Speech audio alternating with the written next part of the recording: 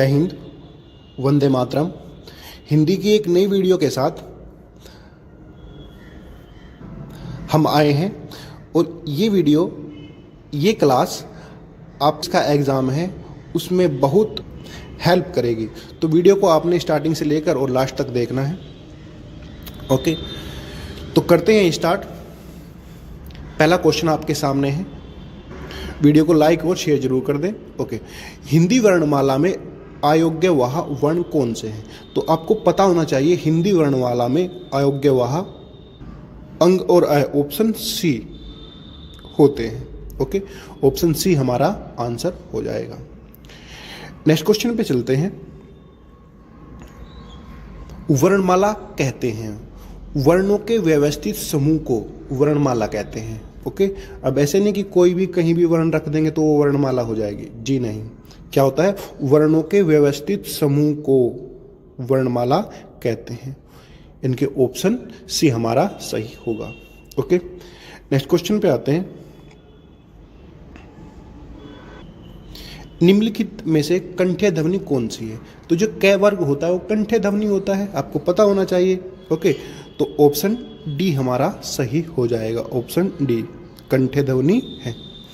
Okay, next question पे चलते हैं। Question number 4। क्वेश्चन नंबर 4 है, स्थान के आधार पर बताएं कि मूर्धन्य व्यंजन कौन से हैं? तो आंसर आ जाएगा हमारा option A. Okay, option A. Next question पे चलते हैं। नेक्स्ट क्वेश्चन है, निम्न में से अल्पप्राण वर्ण कौन से हैं? तो आंसर आ जाएगा ऑप्शन ए, कै और गै। ओके, हमारे अल्पप्राण वर्ग वर्ण होते हैं। ओके, अल्पप्राण वर्ण। नेक्स्ट क्वेश्चन पे चलते हैं। Question number 6। निम्न में से नासिक्य व्यंजन कौन सा है? जो नाक की सहायता से बोला जाता है इसको क्या बोलते हैं भाई? नासिक्य व्यंजन, यानी कि ऑप्शन ए हमारा यही है, सही आंसर होगा। ठीक है, नेक्स्ट क्वेश्चन पे चलते हैं। Question number 7। और यह वर्ण क्या कहलाते हैं? ए और एह वर्ण क्या कहलाते हैं ये आपने बताना है। तो ऑप्शन सी कंठ्य तालव्य ये कहलाते हैं। ऑप्शन सी हमारा सही आ गया। ओके, नेक्स्ट क्वेश्चन पे चलते हैं। कौन सा अमानक वर्ण है? तो जो मैं होता है उसको अमानक वर्ण में हम रखते हैं। ऑप्शन बी हमारा सही हो जाएगा। ठीक है, नेक्स्ट क्वेश्चन है, क ग ज फ ध्वनियाँ किसकी हैं? तो आंसर आ जाएगा हमारा Arabi Farsi. Option B. Okay, next question पे चलते हैं। क्वेश्चन नंबर है, हिंदी में मूलतः वर्णों की संख्या कितनी है? ओके, कितनी है? ये थोड़ा मिसप्रिंट हो रहा है। ठीक है, तो आंसर आ जाएगा हमारा ऑप्शन सी 52। हिंदी में मूलतः वर्णों की संख्या कितनी है? 52। आपको याद रखना है। ठीक है, आगे बढ़ते हैं। क्षय ध्वनि किसके अंतर्गत आती है? भाई ये संयुक्त ध्वनि है, ये दो वर्णों के मेल से बनती है। तो क्या हुआ? संयुक्त वर्ण। ओके, ये संयुक्त वर्ण है। ठीक है, नेक्स्ट क्वेश्चन पे आते हैं। Question number 12। क्वेश्चन नंबर 12 है, हिंदी शब्दकोश के क्षय का क्रम किस वर्ण के बाद आता है? तो याद रखना है किस क्रम वर्ण के बाद आता है। तो ये आता है कै के बाद। ओके, ऑप्शन डी हमारा सही हो जाएगा। पर आते हैं। ओके, क्षय किस वर्णों के संयोग से बनता है? तो याद रखना है झ और ऐ से ये बनता है। ऑप्शन डी हमारा सही हो जाएगा। ओके, नेक्स्ट क्वेश्चन पे आते। Question number 13। घ का उच्चारण स्थान बताना है, क्या है?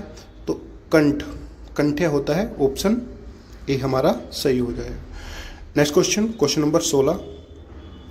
निम्नलिखित में से कौन सा वर्ण उच्चारण की दृष्टि से दंत्य नहीं है?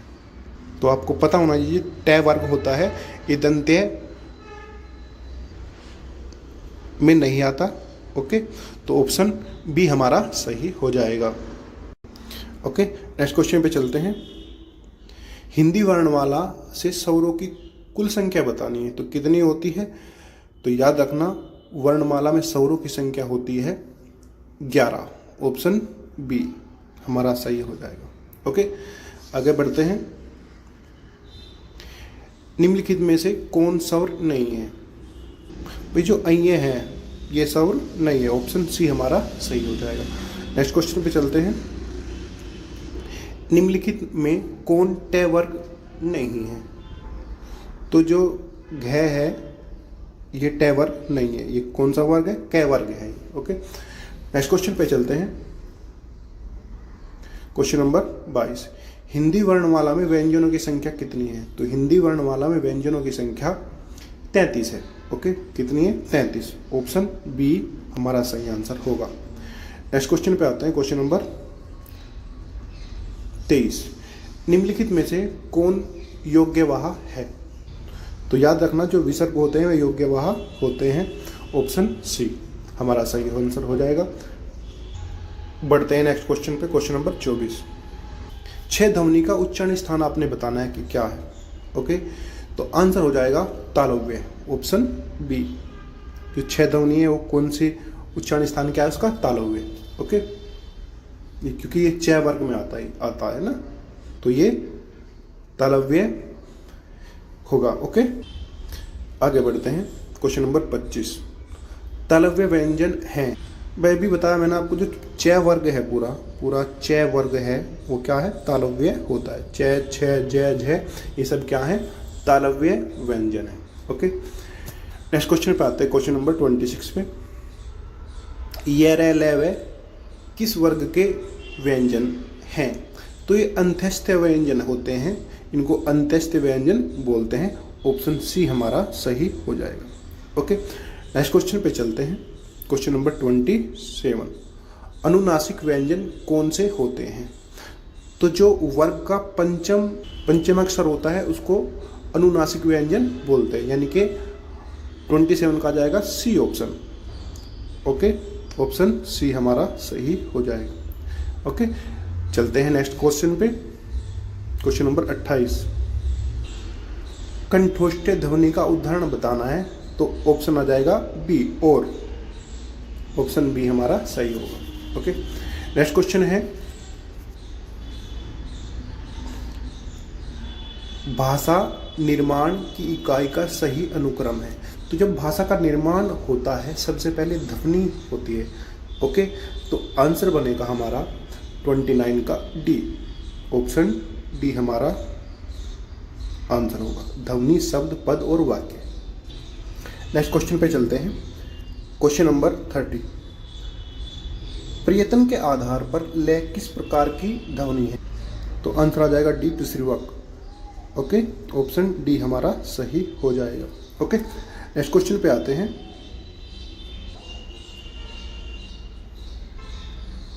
शुद्धवर्तनी का चयन करना है तो उन्नति कैसे लिखा जाता है? ऑप्शन सी हमारा सही होगा। उन्नति। Option C. Okay, next question पे आते हैं। Question number 32। संधि कितने प्रकार की होती है? तो याद रखना संधि 3 प्रकार की होती है।